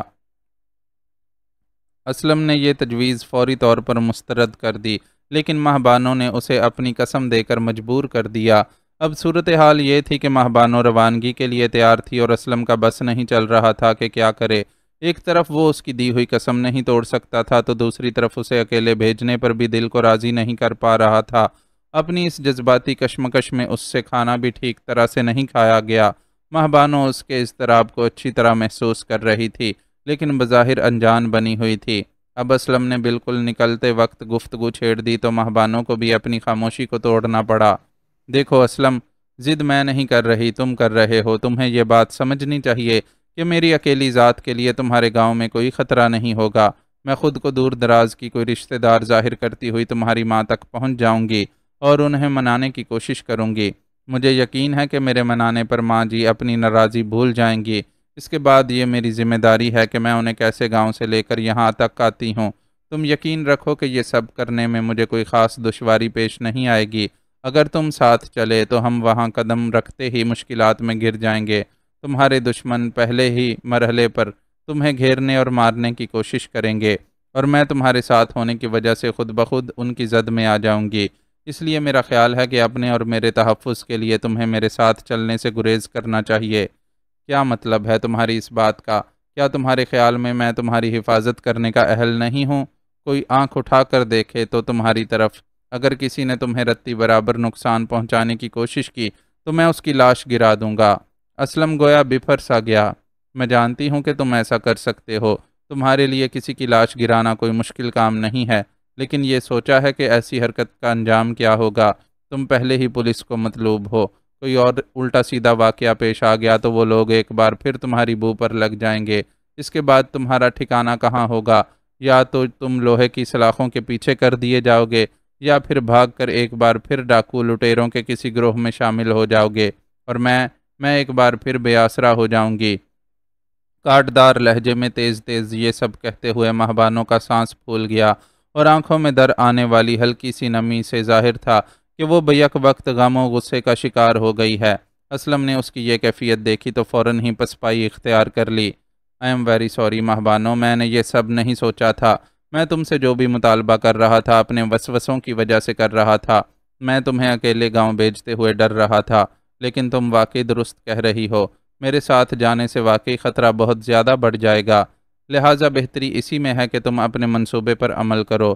مجبوراً ہی صحیح، اسلم کو اس سے اجازت دینی ہی پڑی کہ مصلحت کا تقاضا یہی تھا۔ ٹھیک ہے، تو پھر میں چلتی ہوں، تم یہاں سکون سے بیٹھ کر میرے کامیاب لوٹنے کی دعا کرنا۔ اسلم کے پسپائی اختیار کرتے ہی اس نے اپنا لہجہ نرم کر لیا اور دھیمی سی مسکراہٹ کے ساتھ دروازے کی طرف بڑھی۔ ماہبانو ابھی وہ دروازے تک نہیں پہنچی تھی کہ اسلم کی پکار نے اسے مڑ کر دیکھنے پر مجبور کر دیا۔ اس کے رکتے ہی اسلم نے قدم بڑھا کر درمیانی فاصلہ طے کیا اور ایک دم ہی اسے اپنی باہوں کے حصار میں لے کر سینے کے ساتھ بھینچ لیا۔ اس کی اس بے ساختہ حرکت پر ماہبانو پوری جان سے لرز اٹھی۔ اسے اسلم کے قریب رہتے کافی عرصہ گزر چکا تھا، لیکن ایسی جسارت اس نے پہلے کبھی نہیں کی تھی۔ وہ اتنی سختی سے اسے اپنے ساتھ بھینچ کر کھڑا تھا کہ وہ حرکت بھی کرنے سے قاصر تھی، لیکن اس کا کنوارا جسم ایک مرد کی اتنی قربت کی وجہ سے بید مجنوں کی طرح لرز رہا تھا، اور کمال یہ تھا کہ وہ اسلم کو خود سے دور دھکیلنے کی بھی ہمت نہیں کر پا رہی تھی۔ ایسا شاید اس لیے تھا کہ وہ اس کے جذبات کی نوعیت کو صحیح طور پر سمجھ رہی تھی۔ وہ ایک محبت کرنے والے کا وہ بے ساختہ اظہار تھا جو اسے کسی مشکل میں پڑتے دیکھ کر ساری دنیا سے چھپا لینے کا خواہش مند تھا، لیکن مجبوری یہ تھی کہ وہ اسے روک بھی نہیں سکتا تھا۔ اسلم کی قربت میں لرزتی کانپتی ماہبانو اس وقت اسے یہ رعایت دینے پر مجبور پا رہی تھی، اور شاید یہ اس کی خاموشی کا ہی نتیجہ تھا کہ اسلم نے ایک جسارت اور کر ڈالی۔ اس کے دہکتے ہونٹوں کا پرجوش سا بوسہ ماہبانو کے گلابی نرم رخسار پر ثبت ہوا تو اسے ایسا لگا کہ اس کا رخسار جل اٹھا ہو۔ وہ اسلم کے سینے پر دونوں ہاتھوں کا دباؤ ڈال کر اسے دھکیلتی ہوئی پیچھے ہٹی تو وہ بھی گویا ہوش میں آ گیا اور اپنی بے خودی پر شرمندگی سی محسوس کرنے لگا، لیکن ماہبانو اس کا شرمندہ چہرہ دیکھنے کے لیے وہاں رکی نہیں، بلکہ تیز تیز قدموں سے چلتی ہوئی باہر نکل گئی۔ اسلم اسے گاڑی میں بٹھانے اس کے ساتھ جانا چاہ رہا تھا، لیکن جو گستاخی کر چکا تھا اس کے بعد اسے جرأت نہ ہو سکی کہ ماہبانو کا سامنا کر سکے۔ وہ جہاں کا تہاں کھڑا رہ گیا، جبکہ ماہبانو بغیر رکے تیزی سے آگے بڑھتی چلی گئی۔ ٹکٹ اسلم اسے پہلے ہی لا کر دے چکا تھا۔ وہ بس اڈے پر پہنچی تو اپنی مطلوبہ بس کے بارے میں معلوم کر کے اس میں سوار ہو گئی۔ بس کی نشستیں ابھی پوری طرح پر نہیں ہوئی تھیں۔ اسے کھڑکی کے ساتھ جو سیٹ ملی اس کے برابر میں فی الحال کوئی دوسرا مسافر موجود نہیں تھا۔ وہ تقریباً گرنے والے انداز میں نشست پر ڈھیر ہو گئی اور آنکھیں بند کر کے دایاں ہاتھ اپنے سینے پر رکھ لیا۔ دل ابھی بھی اس شدت سے دھڑک رہا تھا جیسے وہ ابھی تک اسلم کی باہوں میں جکڑی ہوئی ہو۔ اس نے وہاں بیٹھے بیٹھے اپنا دیانتدارانہ تجزیہ کیا۔ شرم و حیا کے تقاضے اپنی جگہ تھے، لیکن یہ سچ تھا کہ اسے اسلم کی جسارت بہت زیادہ ناگوار نہیں گزری تھی۔ البتہ دل میں ایک خلش سی ضرور تھی، اور اس خلش کو تو شاید زندگی بھر اس کے ساتھ ہی رہنا تھا۔ شہریار سے مایوس ہو کر اسلم کی محبت کی شدت کے سامنے سر جھکا دینے کے باوجود وہ اس حقیقت کو تو کبھی بھی نہیں جھٹلا سکتی تھی کہ اس کا دل شہریار کا اسیر ہے۔ دل میں گھر کرنے والی وہ پہلی محبت اتنی معمولی نہیں تھی کہ کسی دوسری محبت کے مل جانے پر اس کے رنگ ماند پڑ جاتے۔ شہریار اب بھی پوری آب و تاب سے اس کے دل میں موجود تھا۔ ہاں، البتہ اتنا ضرور ہوا تھا کہ وہ اسلم کے خلوص کے سامنے ہتھیار ڈال کر اسے بھی اپنی زندگی میں جگہ دینے پر راضی ہو گئی تھی۔ شاید اس رضامندی کے پیچھے کچھ ہاتھ اس کی مجبوریوں کا بھی تھا۔ وہ اپنے اس رشتے کو کھو چکی تھی جس سے اسے تحفظ ملنے کی امید ہوتی۔ ایک طرف اسے دل سے لگا کر پالنے پالنے پوسنے والے بیبے اور ابا دنیا سے چلے گئے تھے، تو دوسری طرف اسے دنیا میں لانے کے ذمہ دار اس کے ماں باپ خود تباہ حال تھے۔ ماں اکلوتے بیٹے کی موت کے غم میں پاگل ہو گئی تھی تو باپ بھی بس زندگی کو گھسیٹنے پر مجبور تھا۔ وہ دو کمزور اور بوڑھے وجود جو اپنی زندگی کے دن پورے کرنے کے لیے دوسروں کی مدد کے محتاج تھے، بھلا اس کا سائبان کیسے بنتے؟ اور وہ لاکھ بہادر اور باہمت سہی تھی، لیکن تھی تو بہرحال ایک لڑکی ہی جو کسی محفوظ چھت کے نیچے سکون سے زندگی گزارنے کی خواہش مند ہوتی ہے۔ اسلم کے سلسلے میں خود کو راضی کرنے کے لیے اس کے پاس ایک مضبوط دلیل یہ بھی تھی کہ اپنی قربانی کے ذریعے وہ اسلم جیسے انسان کو برائی کی دلدل سے نکال کر ایک بڑا کارنامہ انجام دے سکتی تھی۔ اسے یقین تھا کہ اگر ایک انسان کی زندگی کو بچانا بہت بڑی نیکی تھی تو انسان کی انسانیت کو بچا لینا اس سے بھی بڑا کار ثواب تھا۔ اسلم کی محبت کو قبول کر کے اس نے اپنے لیے ایک پناہ گاہ کا بندوبست کیا تھا تو اسے بھی اس کے اصل کی طرف لا کر نئی زندگی دے دی تھی۔ لین دین کے اس سودے میں اگرچہ دونوں ہی کو مکمل آسودگی ملنے کا امکان نہیں تھا، ایک فریق جانتا تھا کہ وہ جسے قبول کر رہا ہے اس سے محبت نہیں کرتا، اور دوسرا واقف تھا کہ جو اسے قبول کر رہا ہے اسے اپنی تمام تر محبت دینے کے باوجود پوری طرح پانے سے قاصر رہے گا۔ دونوں کے درمیان تلخ حقائق اپنی جگہ تھے، لیکن یہ اطمینان بھی تھا کہ انہوں نے ایک دوسرے سے جھوٹ نہیں بولا تھا۔ ماہبانو شہریار کا نام لیے بغیر اسلم کو بتا چکی تھی کہ وہ کسی اور کی محبت کی اسیر ہے، اور اسلم نے بڑی اعلیٰ ظرفی سے اس بات کو نظر انداز کر دیا تھا۔ ادی ذرا ادھر ہو کر میرے کو جگہ تو دینا۔ وہ اپنے خیالات میں نہ جانے کتنی دیر تک غلطاؤں پیچا رہتی کہ ایک زنانہ آواز نے اسے آنکھیں کھولنے پر مجبور کر دیا۔ وہ 25-26 سال کی قدرے فربا سانولی سی عورت تھی جس نے سندھی کڑھائی والا ڈھیلا ڈالا شلوار قمیض پہن رکھا تھا اور سر پر بھی اسی طرح کی کڑی ہوئی بڑی سی چادر موجود تھی۔ عورت کی گود میں تقریباً 5-6 ماہ کا ایک کمزور سا بچہ بھی موجود تھا۔ نشست پر کھسک کر اس کے لیے جگہ بناتے ہوئے ماہبانوں نے اپنا جائزہ مکمل کر ڈالا۔ عورت فوراً ہی خالی جگہ پر بیٹھ گئی اور بچے کو گھٹنوں پر بٹھانے کے بعد اپنے دوسرے ہاتھ میں موجود چھوٹی سی پوٹلی اس کی طرف بڑھاتے ہوئے بولی، ادی یہ تم پکڑ لو تو وڈی مہربانی ہوگی، اس میں روٹی ہے ورنہ میں نیچے پیروں کے پاس رکھ لیتی۔ اس کی استدعا پر ماہبانوں نے خاموشی سے پوٹلی لے کر اپنی گود میں رکھ لی۔ خود اس کے اپنے پاس تو ایک شولڈر بیگ کے سوا کوئی سامان تھا نہیں جو اسے پوٹلی تھامنے میں مشکل پیش آتی۔ قدرے میلے سے کپڑے کی اس پوٹلی میں سے آم کے اچار کی خوشبو آ رہی تھی۔ پوٹلی گود میں رکھ کر وہ کھڑکی کی طرف متوجہ ہو گئی۔ باہر اجنبی چہرے والے لوگ بکھرے ہوئے تھے۔ بہت دور اسے ایک چہرہ ایسا نظر آیا جس پر اسلم کا گمان گزرا، لیکن گمان یقین میں بدلتا اس سے قبل ہی بس حرکت میں آ گئی اور تیزی سے آگے بڑھتی چلی گئی۔ اس نے ایک گہری سانس لیتے ہوئے رخ پھیر لیا۔ برابر میں بیٹھی عورت اپنے بچے میں مگن تھی اور پوری بس کے منظر میں اس کے لیے کہیں ایسی کوئی کشش نہیں تھی کہ وہ خود کو اس ماحول میں شامل کر سکے۔ چنانچہ پشت گاہ سے سر ٹکا کر آنکھیں موند لیں۔ نیند نہ بھی آتی تو وہ آنکھیں موند کر کچھ دیر سکون سے بیٹھ تو سکتی تھی۔ بے ہوشی کا دورانیہ نہ جانے کتنا طویل تھا۔ اسے ہوش آیا تو اس نے خود کو ایک 4 دیواری میں قید پایا۔ اونچی دیواروں والے اس کمرے میں آمد و رفت کے لیے صرف ایک دروازہ موجود تھا جو یقینی طور پر باہر سے بند تھا۔ دروازے کے علاوہ کمرے میں کسی کھڑکی کا نام و نشان موجود نہیں تھا، البتہ عقبی دیوار پر کافی بلندی پر ایک ہوادان ضرور نظر آ رہا تھا۔ لکڑی کے فریم والے اس ہوادان میں اتنی گنجائش موجود تھی کہ ایک آدمی آرام سے گزر سکتا تھا، لیکن وہ جتنی بلندی پر تھا وہاں تک کسی سیڑھی وغیرہ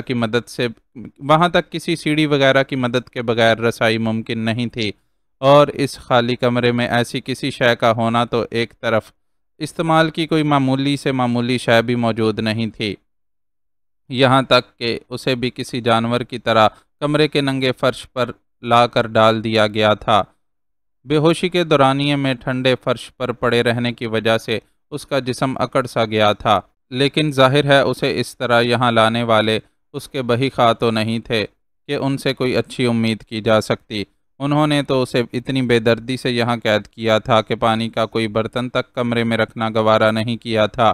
وہ کچھ دیر تک فرش پر ہی بیٹھا ارد گرد کا جائزہ لینے کے ساتھ ساتھ حالات کا بھی تجزیہ کرتا رہا۔ غالب امکان یہی تھا کہ اس وقت وہ پیر سائیں کے مریدوں کی قید میں تھا، جنہوں نے اسے حامد راؤ کے مزارے کے ساتھ گلتے ملتے دیکھ کر بے ہوش کر کے اغوا کر لیا تھا۔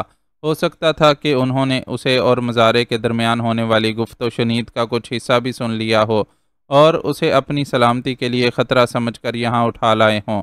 اس پر بہرحال عقب سے وار کیا گیا تھا، اس لیے وہ کوئی بات یقین سے نہیں کہہ سکتا تھا۔ خود پر گزرے حالات کو سوچتے سوچتے اسے یکدم ہی فائر کی وہ آواز یاد آئی جو اس نے بے ہوش ہونے سے پہلے سنی تھی۔ وہ بے ساختہ ہی مضطرب سا ہو کر اپنی جگہ سے کھڑا ہو گیا اور دروازے کی طرف قدم بڑھائے۔ حسب توقع دروازہ باہر سے بند تھا عالم اضطراب میں اس نے دروازہ پیٹ ڈالا۔ اس کے لیے یہ احساس ہی سہانے روح تھا کہ اس کی وجہ سے وہ غریب مزارع کسی نقصان سے دوچار ہو گیا ہو۔ کیا گل ہے، کیوں دروازہ توڑنے پر تلے ہوئے ہو؟ اس کی مسلسل دستک کے جواب میں باہر سے کسی نے درست لہجے میں جواب دیا، دروازہ کھولو، مجھے تم لوگوں سے بات کرنی ہے۔ اس نے جھنجھلا کر جواب دیا، صبر کرو، ابھی وڈا صاحب آئے گا تو خود ہی تم سے گل کرے گا۔ باہر سے اسی لہجے میں جواب دیا گیا، تمہارا وڈا صاحب معلوم نہیں کب آئے گا، مجھے حاجت محسوس ہو رہی ہے، تم دروازہ کھولو۔ اسے گمان ہوا کہ وہ جس جگہ موجود ہے وہاں اس نگران کے سوا کوئی اور شخص موجود نہیں ہے، اس لیے باہر نکلنے کے لیے بہانہ گھڑا۔ اسے امید تھی کہ اگر وہ باہر نکلنے میں کامیاب ہو گیا تو اکیلے آدمی کو آسانی سے قابو میں کر لے گا۔ دروازہ کھولنے کی اجازت نہیں ہے، اگر تم سے برداشت نہیں ہو رہا تو کمرے کے کسی کونے میں فراغت حاصل کر لو، بعد میں ہم تم سے ہی صفائی کروا لیں گے۔ باہر سے بڑی بے نیازی کے ساتھ مشورہ دیا گیا، جسے سن کر اس کا پہاڑی خون جوش مارنے لگا اور غصے کے عالم میں اس نے اپنے مضبوط کندھوں سے دروازے پر ضربات لگانا شروع کر دیں۔ آرام سے بیٹھو ورنہ تمہارا برا انجام ہوگا۔ باہر موجود شخص گرایا، لیکن اس نے اس کے حکم کی تعمیل ضروری نہیں سمجھی۔ ویسے ہی چند ضربات کے بعد اسے اندازہ ہو گیا تھا کہ دروازہ بہت زیادہ مضبوط نہیں ہے اور تھوڑی سی محنت سے اسے توڑا جا سکتا ہے، اور پھر اسے باہر موجود نگران کے اکیلے ہونے کا بھی گمان تھا۔ چنانچہ پیچھے ہٹ کر دوڑتا ہوا آیا اور پوری قوت سے دروازے کو ایک اور ٹکر ماری۔ اس کے حساب سے یہ ٹکر فیصلہ کن تھی، لیکن جب رد عمل میں اس کا جسم پوری قوت سے اڑتا ہوا واپس کمرے کے فرش پر گرا تو ہر اندازہ دھرا کا دھرا رہ گیا۔ گرنے کے بعد وہ ابھی سنبھل کر اٹھ بھی نہیں پایا تھا کہ کئی مسلح افراد دندناتے ہوئے اندر گھس آئے اور اسے بری طرح زد و کوب کرنے لگے۔ مارنے کے لیے وہ ہاتھوں پیروں کے ساتھ ساتھ اپنے ہتھیار کے بٹوں اور دستوں کا بھی استعمال کر رہے تھے اور جسم کے ہر حصے میں بلا تخصیص ضربات لگا رہے تھے۔ اسے اندازہ ہو گیا کہ جب اس نے دروازے پر فیصلہ کن ضرب لگانے کے خیال سے جست لگائی تھی، عین اسی وقت ان لوگوں نے بھی کمرے میں داخل ہونے کے لیے دروازہ کھولا تھا۔ چنانچہ رد عمل میں وہ دروازے کی ٹکر کھا کر پیچھے کی طرف الٹ گیا اور اب وہ لوگ اسے سنبھلنے کا ذرا بھی موقع نہیں دے رہے تھے۔ آخرکار جب وہ بالکل ادموا ہو کر فرش پر گر پڑا تو ان کے مشین کی طرح مسلسل چلتے ہاتھ بھی خودکار انداز میں رک گئے۔ وہ اسے اتنا مار چکے تھے کہ وہ فوری طور پر خود کو سیدھا کرنے کی سکت بھی اپنے اندر نہیں پا رہا تھا، چنانچہ الٹا پڑا ہی ہانپتا رہا۔ امید ہے کہ تمہارے سارے کل پرزے اپنی جگہ صحیح بیٹھ گئے ہوں گے اور اب تم کوئی الٹی سیدھی حرکت کیے بغیر آرام سے میرے سوالوں کے جواب دیتے جاؤ گے۔ وہ اپنے آپ کو سنبھالنے کی کوشش کر رہا تھا کہ قدموں کی چاپ کے ساتھ ہی ایک کرخت آواز سنائی دی۔ اس نے اپنی گردن گھما کر بولنے والے کی طرف دیکھا۔ وہ پستہ قامت کا سانولی رنگت والا پکی عمر کا آدمی تھا، جس نے اپنے موٹے ہونٹوں پر بڑی بڑی مونچھیں رکھ چھوڑی تھیں۔ بوسکی کی قمیض پر چوکھانے والے تہبند میں ملبوس اس آدمی کو دیکھ کر دل میں کوئی اچھا تاثر نہیں ابھر رہا تھا۔ مشابرم خان اسے کوئی جواب دیے بغیر یک ٹک گھورتا رہا۔ اس کی یہ جسارت آنے والے کو اچھی نہیں لگی تھی اور وہ اکڑ کر چلتا ہوا اس کے اتنے قریب آ کھڑا ہوا کہ اس کے نوکدار خصوں کی نوک مشابرم خان کی ناک کو چھونے لگی۔ اس سے قبل کہ مشابرم خان کچھ سمجھ پاتا، اس نے پوری قوت سے اس کی ناک پر ٹھوکر مار دی۔ تکلیف کی شدت سے اس کی چیخ نکل گئی، مگر پھر اس نے خود کو سنبھالنے کی کوشش کرتے ہوئے پستہ قامت نووارد کی طرف دیکھا۔ کون ہو تم اور مجھ سے کیا چاہتے ہو؟ اپنی ناک سے نکلنے والے خون کو نظر انداز کرتے ہوئے اس نے نووارد سے پوچھا۔ سوال تم نہیں میں کروں گا، چلو شاباش، اب سیدھی طرح بتاتے چلے جاؤ کہ تم کون ہو اور کس کے لیے کام کر رہے ہو، تمہارے یہاں آنے کا کیا مقصد ہے؟ اس نے پے در پہ کئی سوالات کر ڈالے۔ میرا نام مشابرم خان ہے، میں یہاں کسی بری نیت سے نہیں آیا تھا۔ میرا ایک مسئلہ تھا جس کے حل کے لیے میں پیر سائیں کی شہرت سن کر یہاں آیا تھا۔ میرا یہاں کا دوسرا چکر ہے، پہلے خانقاہ میں آگ لگنے اور دوسرے مسائل میں گھرے ہونے کی وجہ سے میری پیر سائیں سے ملاقات نہیں ہو سکی تھی، اس لیے میں دوبارہ یہاں آیا ہوں۔ تم چاہو تو تمہارے گاؤں کا ہی ایک بندہ میری بات کی تصدیق کر سکتا ہے۔ وہ اپنی خالی جیبیں دیکھ چکا تھا، اس لیے جانتا تھا کہ وہ لوگ اس کے بنیادی قوائف سے تو اچھی طرح واقف تھے، چنانچہ نام وغیرہ کے سلسلے میں کسی غلط بیانی سے کام نہیں لیا۔ پیر سائیں سے مسئلہ حل کروانے آئے تھے تو ادھر جلے ہوئے کھیت میں بیٹھ کر نور بخش سے انٹرویو کیوں کر رہے تھے؟ پستہ قامت نے کڑے لہجے میں اس سے پوچھا۔ میں دوسری بار ہی یہاں آیا ہوں، اس لیے راستہ ٹھیک سے یاد نہیں تھا اور میں بھٹک کر کھیتوں کی طرف نکل گیا۔ وہاں ایک جلے ہوئے کھیت میں نور بخش اداس بیٹھا نظر آیا تو ہمدردی میں اس سے 2 4 باتیں کرنے بیٹھ گیا۔ اس نے بڑی سادہ سی وضاحت پیش کی۔ لگتا ہے تو سیدھی طرح زبان نہیں کھولے گا۔ مجھے تجھے بتانا ہی پڑے گا کہ تو جب ہمارے پنڈ میں داخل ہوا تھا تب سے ہی ہمارے آدمیوں کی نظر میں ہے۔ تو پیر سائیں سے ہی ملنا چاہتا تھا، تو جب خانقاہ کی طرف گیا تھا تب ہی وہاں سے کوئی بندہ پکڑ سکتا تھا کہ وہ تجھے پیر سائیں تک پہنچا دے، لیکن تو وہاں سے کنی کترا کر نکل گیا اور سیدھے حامد راؤ کے گھر کا رخ کیا۔ وہاں سے تو کھیتوں میں پہنچ کر نور بخش سے پوچھ تاچھ کرنے بیٹھ گیا اور معصوم ایسا بن رہا ہے جیسے سچ مچ وڈا سیدھا بندہ ہو۔ تمہیں غلط فہمی ہوئی ہے۔ یہ ٹھیک ہے کہ تم نے جن جن جگہوں کا ذکر کیا ہے میں وہاں گیا تھا، لیکن اس میں اتفاقات کا بھی ہاتھ ہے۔ خانقاہ تو میں صرف اس تجسس کی وجہ سے گیا تھا کہ دیکھوں کہ وہاں تعمیر کا کام کہاں تک پہنچا۔ میرا خیال تھا کہ میں وہاں سے سیدھا شریف صاحب کے گھر تک پہنچ جاؤں، اس لیے کسی سے مدد لینے کی کوشش نہیں کی، لیکن بدقسمتی سے میں راستہ بھٹک گیا اور راستے میں جلا ہوا مکان دیکھ کر ٹھٹکا تو تھوڑی دیر وہاں رک گیا۔ کھیتوں کی طرف بھی میں اتفاقاً ہی جا نکلا، ورنہ نہ تو میں حامد راؤ کو جانتا ہوں اور نہ ہی مجھے اس سے کوئی دلچسپی یا ہمدردی ہے۔ پستہ کامت کی جارحانہ تقریر کے مقابلے میں اس نے مدافعانہ لہجہ اختیار کیا اور وضاحتیں پیش کرنے لگا۔ تو وڈی ڈھیٹ شے ہے بھائی، رنگے ہاتھوں پکڑا گیا ہے، پھر بھی جھٹلانے کی کوشش کر رہا ہے۔ میرے خیال میں تیری چمڑی کو ابھی مزید دھنائی کی ضرورت ہے۔ چل ایسا ہے تو ایسا ہی صحیح، میں تیری یہ خواہش بھی پوری کروا دیتا ہوں، کہیں بعد میں تو شکوہ کرے۔ پستہ کامت نے اپنے الفاظ سے ظاہر کر دیا کہ وہ اس کے ایک لفظ پر بھی یقین نہیں رکھتا۔ اپنی بات کے اختتام پر وہ اپنے مسلح غلاموں کی طرف مڑ گیا اور استہزائیہ لہجے میں بولا، چلو بھائی میرے شیرو، اس پر ٹوٹ پڑو اور اس وقت تک مارتے رہو جب تک یہ سچ بولنے پر راضی نہ ہو۔ اس کی زبان سے الفاظ ادا ہوتے ہی مسلح افراد پرجوش نظر آنے لگے اور ان میں سے ایک قدرے آگے بڑھایا اور ادب سے بولا، اگر آپ کی اجازت ہو تو ہم اس پر ترکیب نمبر 1 یا 2 میں سے کوئی ایک آزما کر دیکھیں۔ سالہ 2 منٹ میں سیدھا ہو جائے گا اور فر سب بتا دے گا۔ نہ اتنی جلدی نہ کر، ابھی اسے تھوڑا موقع دے، چنگا ہے یہ 2 4 ہڈیاں توڑوا کر ہی سب کچھ اگل دے۔ تیری ترکیبوں میں سے کوئی ایک بھی آزمائی گئی تو بیچارہ دنیا سے نہ بھی اٹھا تو جیتے جی مر جائے گا۔ تجھے معلوم ہے کہ میں اتنا بے رحم بندہ نہیں ہوں۔ پستہ کامت کے لفظ سے مکاری ٹپک رہی تھی۔ وہ کنکھیوں سے مشابرم خان کی طرف دیکھتے ہوئے اپنے ساتھی سے مخاطب تھا، کوشش کر کے یہ آسانی سے سب کچھ اگل دے۔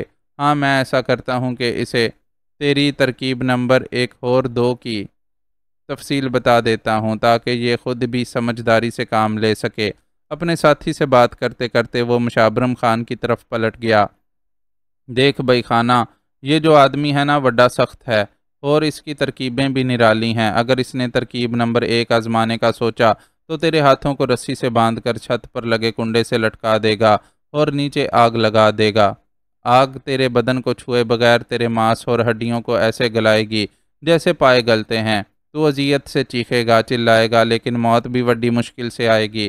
وہ گویا کسی غیر مرئی پردے پر سارا منظر دیکھتا ہوا اس سے لطف اندوز ہو رہا تھا۔ اس کی ترکیب نمبر 2 اور بھی انوکھی ہے۔ سالہ مٹی کے مٹکے میں چھوٹے سے چوہے کو گھسا کر مٹکے کا منہ بندے کے پیٹ پر الٹ دیتا ہے اور زمین میں میخیں گاڑ کر چاروں ہاتھ پیر ایسے باندھ دیتا ہے کہ آدمی حرکت بھی نہیں کر سکتا۔ اب تو سوچ کے بند مٹکے میں قید چوہے کو جب باہر نکلنے کا کوئی راستہ نہیں ملے گا تو وہ کدھر کا رخ کرے گا؟ مٹکے کی پکی دیواریں تو اس کے دانتوں سے ٹوٹنے سے رہیں، پھر لازمی ہے کہ وہ ادھر ہی زور آزمائی کرے جدھر آسانی لگے گی۔ اب یہ تو خود سوچ سکتا ہے کہ جب چوہا تیرے بدن میں سرنگ بنا کر دوسری طرف نکلنے کی کوشش کرے گا تو تیرا کیا حال ہوگا۔ اللہ میری توبہ، میں تو خود پر ایسے ظلم کا سوچ بھی نہیں سکتا۔ اس نے دونوں ہاتھوں سے اپنے کان پکڑ لیے اور پھر گال بھی پیٹنے لگا۔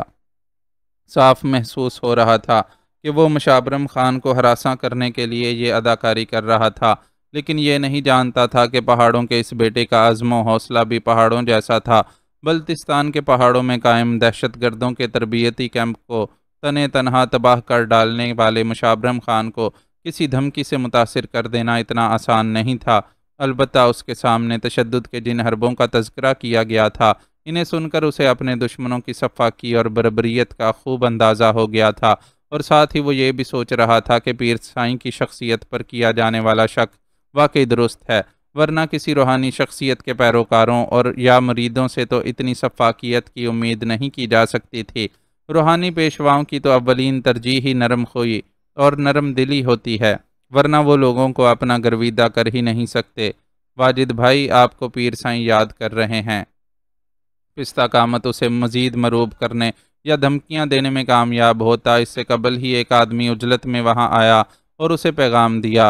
اوہ، مجھے تو پیر سائیں کے بڑے ضروری کام سے جانا تھا۔ پیغام سن کر واجد کے نام سے مخاطب کیا جانے والا پستہ کامت چونکا، پھر ترکیب نمبر 1 یا 2 استعمال کرنے کا مشورہ دینے والے شخص کی طرف پلٹا۔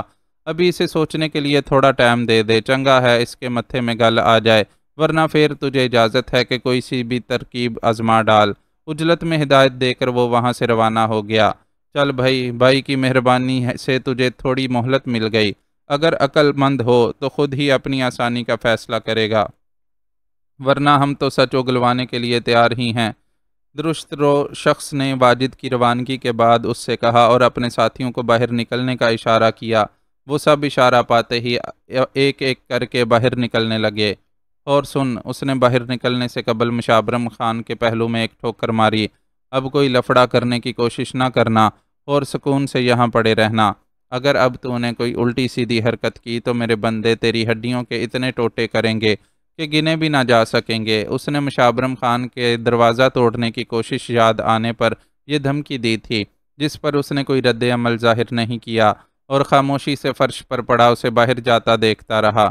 دروازہ بند ہونے کے بعد اس نے اپنی نظروں کا زاویہ بدلا اور وہیں پڑے پڑے ایک بار پھر کمرے کا جائزہ لینے لگا۔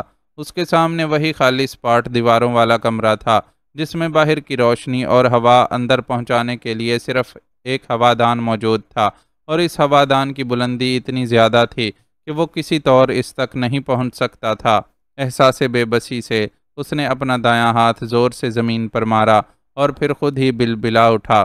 ظالموں نے اتنی بے دردی سے اس کی ٹھکائی کی تھی کہ چند منٹوں میں ہی سارا جسم دکھتا ہوا پھوڑا بن کر رہ گیا تھا، اور آگے وہ اس پر جو تباہ آزمائی کرنے والے تھے اس کی تو سنی جانے والی تفصیل ہی لرزہ خیز تھی۔ عملاً اسے کسی تجربے سے گزرنے والا کس عذاب میں مبتلا ہو جاتا ہوگا، اس کا تو کوئی حساب ہی نہیں تھا۔ وہ بہادر اور باہمت تھا اور یہ بھی یقین رکھتا تھا کہ ایذا رسانی کی کسی ترکیب کے سامنے ہتھیار ڈال کر زبان نہیں کھولے گا، لیکن بہرحال اس کے دل میں یہ ایک بڑی فطری سی خواہش موجود تھی کہ اسے ایسے کسی دردناک تجربے سے نہ گزرنا پڑے۔ لیکن سوال یہ پیدا ہوتا تھا کہ بچاؤ کی تدبیر کیا ہوگی۔ اگر اپنے سابقہ بیان پر ڈٹا رہتا تو وہ لوگ لازماً اسے تشدد کا نشانہ بناتے، اور اگر کوئی نئی کہانی تراش لیتا تو اس بات کی کیا ضمانت تھی کہ اس کی کہانی پر یقین کر لیا جاتا۔ وہ عجیب ہی شش و پنج کے عالم میں زمین پر پڑا رہا۔ پھر خیال آیا کہ اس طرح پڑے پڑے تو چوٹ کھایا ہوا جسم بالکل ہی اکڑ جائے گا۔ چنانچہ ہمت کر کے اٹھ کھڑا ہوا اور کمرے کے طول و عرض میں آہستہ آہستہ چہل قدمی کرنے لگا۔ ابتدا میں اسے اس عمل میں کافی تکلیف محسوس ہوئی، لیکن پھر آخر کار ہاتھ پیر کھلنے لگے۔ ساتھ ہی یہ اطمینان بھی ہو گیا کہ ضربات شدید ہونے کے باوجود اس کی ہڈیاں سلامت ہیں۔ چہل قدمی کا سلسلہ جاری تھا کہ اس نے کمرے کی فضا میں ہلکی سی ششکار سنی۔ اس نے بے ساختہ ہی نظریں گھما کر ادھر ادھر دیکھا۔ آخر کار اس کی نظر ہوادان کے چوکھٹے میں جا ٹھہری۔ وہاں ایک 15-16 سال کے لڑکے کی شکل نظر آ رہی تھی۔ اس سے نظر ملتے ہی لڑکا خوش نظر آنے لگا۔ پھر اس نے گچھے کی شکل میں لپٹی رسی کو اس کی طرف پھینکا۔ رسی تیزی سے کھلتی ہوئی نیچے پہنچ گئی۔ اس وقت مشابرم خان نے پہلی بار یہ دیکھا کہ رسی کے ایک سرے پر آنکڑا موجود ہے جو ہوادان میں پھنسا ہوا ہے، جبکہ آزاد سرے کو لڑکے نے اس کی طرف پھینک دیا تھا۔ وہ خود بھی یقیناً اسی رسی کی مدد سے وہاں تک پہنچا ہوگا۔ اسے حیرت ہونے لگی کہ بھلا ٹہلی والا میں اس کا ایسا کون سا ہمدرد نکل آیا جو اسے اس قید خانے سے نجات دلانے کے لیے سرگرم ہو گیا ہے۔ سوچ کیا رہے ہو، جلدی سے رسی پکڑ کر اوپر آ جاؤ۔ اسے مخمصے میں پڑے دیکھ کر لڑکے نے دھیمی آواز میں جھنجھلاہٹ کا مظاہرہ کیا، جس پر وہ فوراً ہی حرکت میں آیا اور رسی کی مدد سے آہستہ آہستہ اوپر چڑھنے لگا۔ لاؤ یہ رسی اب مجھے دے دو، پہلے میں نیچے جاؤں گا پھر تم آ جانا۔ نیچے پہنچ کر میں رسی کو 3 جھٹکے دوں گا، تم سمجھ لینا کہ اب تم رسی کھینچ سکتے ہو۔ یوں ہی وہ اتنی بلندی پر پہنچا کہ اس کے ہاتھ میں ہوادان کے فریم کو گرفت میں لے سکیں۔ لڑکے نے اسے ہدایات دینا شروع کر دیں۔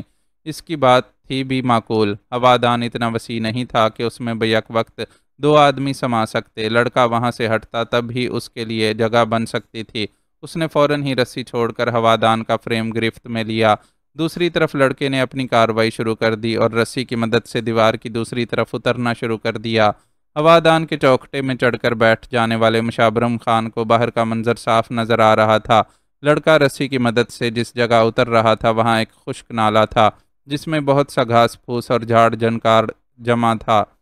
قریب ہی ایک گدھا گاڑی کھڑی تھی جس کا گدھا ہر طرف سے بے نیاز خضر و جھاڑیوں کے پتوں پر منہ مارنے میں مصروف تھا۔ اسے اچھی طرح جائزہ لینے پر بھی دور تک کوئی اور انسان نظر نہیں آیا۔ سارے منظر پر ایک طائرانہ نظر ڈال کر وہ ایک بار پھر لڑکے کی طرف متوجہ ہو گیا۔ اس کے قدم زمین پر ٹک چکے تھے اور وہ رسی کو جھٹکے دے رہا تھا۔ پھر اسے متوجہ دیکھ کر اس نے جھٹکے دینا چھوڑ دیا اور پھر ہاتھ سے اسے نیچے اترنے کا اشارہ کیا۔ مشابرم خان اپنے اس کم سن ہمدرد کی ہدایت پر فوراً ہی عمل پیرا ہو گیا۔